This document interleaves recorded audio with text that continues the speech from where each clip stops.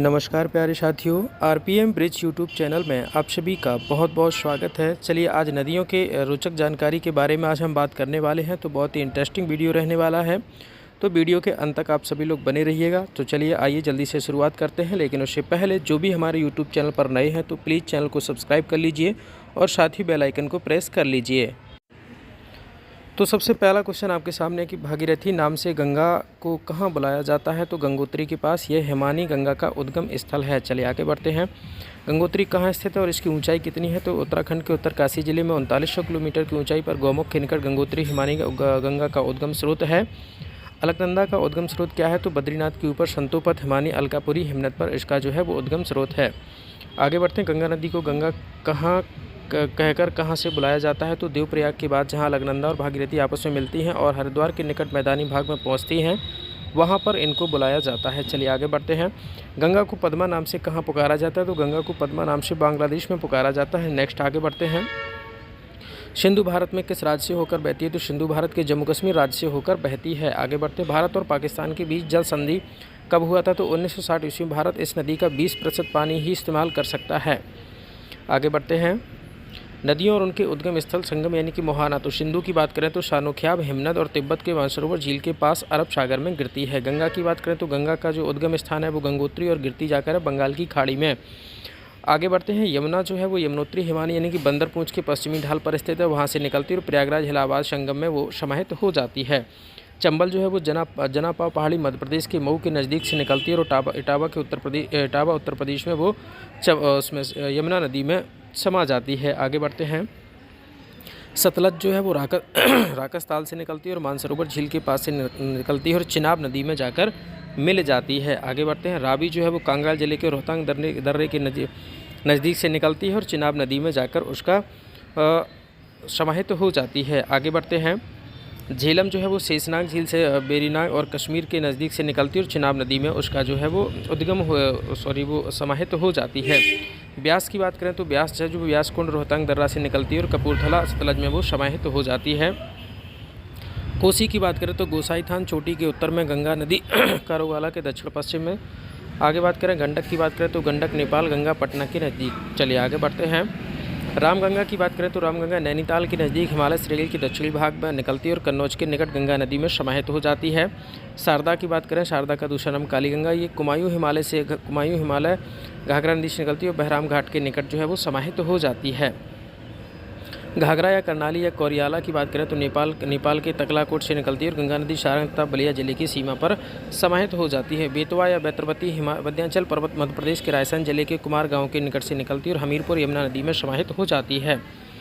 Next आगे बढ़ते हैं। सोन की बात करें तो सोन नदी जो है अमरकंटक की पहाड़ियों से निकलती है और पटना के नज़दीक गंगा नदी में समाहित हो जाती है। ब्रह्मपुत्र की बात करें तो ब्रह्मपुत्र जो है तिब्बत के मानसरोवर झील से निकलती है और बंगाल की खाड़ी में समाहित हो जाती है। आगे नर्मदा की बात करें तो नर्मदा जो है वो अमरकंटक की पहाड़ी विंध्याचल श्रेणी से निकलती है और खंबात की खाड़ी में गिर जाती है यानी कि समाहित हो जाती है। ताप्ती की बात करें तो मध्य प्रदेश के बैतूल जिले के मुल्ताई के निकट निकलती है और खंबात की खाड़ी सूरत के पास समाहित हो जाती है। आगे बात करें महानदी जो सिहावा छत्तीसगढ़ के रायपुर जिले के निकट से निकलती है, बंगाल की खाड़ी में कटक के पास समाहित हो जाती है। छिप्रा की बात करें तो काकरी बरगली नामक पहाड़ी इंदौर से निकलती है और चंबल नदी में समाहित हो जाती है। माही की बात करें तो माही मध्य प्रदेश के धार जिले के अमझोरा में मेहर झील से निकलती है और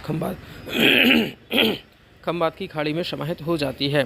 लूनी की बात करें तो अजमेर जिले में स्थित नाग पहाड़ अरावली पर्वत से निकलती है और कच्छ के रंग में समाहित हो जाती है। हुगली की बात करें, यह गंगा की शाखा है जो धुलिया व पश्चिम बंगाल की दक्षिण गंगा से अलग होती है और बंगाल की खाड़ी में समाहित हो जाती है।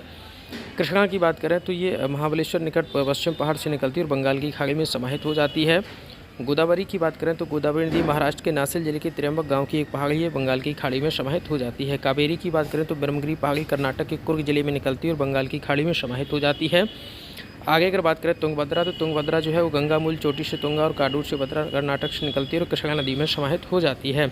साबरमती की बात करें तो साबरमती जयसमुद्र झील उदयपुर जिले में अरावली पर्वत पर स्थित है और समाहित हो जाती है खंबात की खाड़ी में। आगे बात करें सोम की, तो सोम बीछा मेंढा उदयपुर जिले से निकलती है और माही नदी बापेश्वर के निकट समाहित हो जाती है। पेन्नार की बात करें तो पेन्नार नंदी दुर्ग पहाड़ी कर्नाटक से निकलती है और बंगाल की खाड़ी में गिर जाती समाहित हो जाती है। पेरियार की बात करें, यह नदी केरल में बहती है और पेरियार झील से समाहित हो जाती है। उमियम की बात करें तो उमियम झील मेघालय। नेक्स्ट आगे बढ़ते हैं। बैगाई की बात करें तो कंडन मगलकन्यूर में मदुरई के निकट तमिलनाडु से निकलती है और खंबात की खाड़ी में गिर जाती है। द चिल टोन्स की बात करें तो तमशाकुंड जलाशय कैमेर की पहाड़ियों में स्थित है, सिरसा के निकट गंगा में समाहित हो जाती है। आगे बात करें आयग या फिर बेगच गोमुंडा पहाड़ी उदयपुर के उत्तर में निकलती है और बनास नदी में समाहित हो जाती है। नदियों की रोचक जानकारी के बारे में चलिए थोड़ा सा और आगे बढ़ते हैं। भागीरथी नाम से गंगा को कहाँ बुलाया जाता है? तो गंगोत्री के पास, या हिमानी गंगा का उद्गम स्थल है।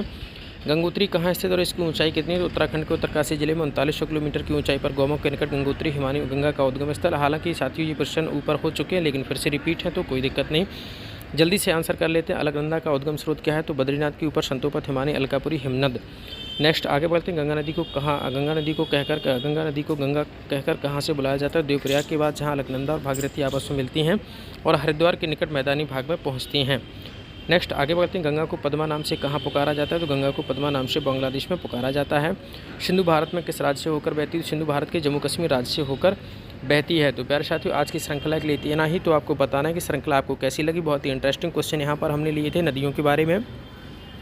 तो जो भी हमारे यूट्यूब चैनल पर नई है तो प्लीज़ चैनल को सब्सक्राइब किए बिना बिल्कुल भी नहीं जाइएगा। और साथ में भी आपको मैं इन्फॉर्मेशन दे दूँ, उत्तर प्रदेश शिक्षक भर्ती प्रक्रिया के लिए मैं बहुत ही इंपॉर्टेंट सीरीज स्टार्ट करने जा रहा हूं आपकी साइकोलॉजी टॉपिक की, तो आप देखना ना भूलें। डेली यानी कि कल सोमवार से डेली आपको एक वीडियो प्रोवाइड कराया जाएगा दोपहर यानी कि सुबह 11 बजे। तो आप लोग रेडी रहिएगा।